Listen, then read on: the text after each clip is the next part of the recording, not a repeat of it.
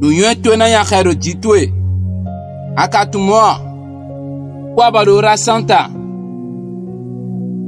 e game mi me lobo eno khode loba na do kho ma utwe ina hando ma kho mama. Le proverbe 4 verset 6.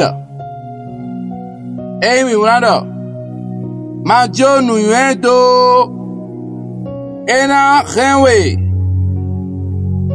Ni wanu nu yue ena ya khedo jiwe. Eda ma Dieu nous yuendo noviche. Ma Dieu nous yuendo benedeti. Benoko keke, benedeti benoko moto, le beno jodo, et no yakpo mono abandonné le fine. Amo mako mando di doedo, nu yuende adoa, nu yuende aho, nu yuende do mako mame ma jodo, do erena henwe, erena yakado jiwe.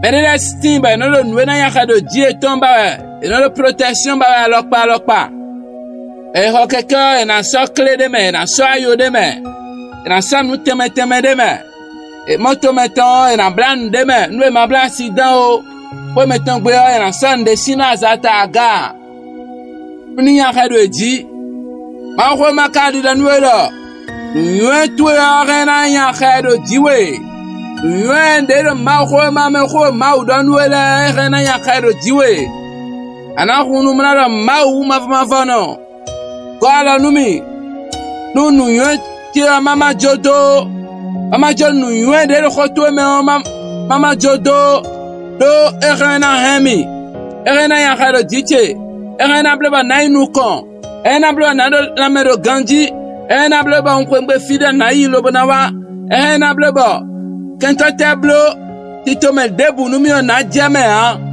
akuno goala numi nu yue pipe ni che ma siruza ganji lobana manda gbede de me o do Jesus Christ sin kama mi khodade ami